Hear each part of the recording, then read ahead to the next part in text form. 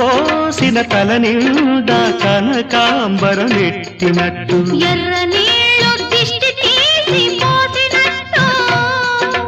ఎర్ర నీళ్ళు దిష్టి తీసి పోసినట్టు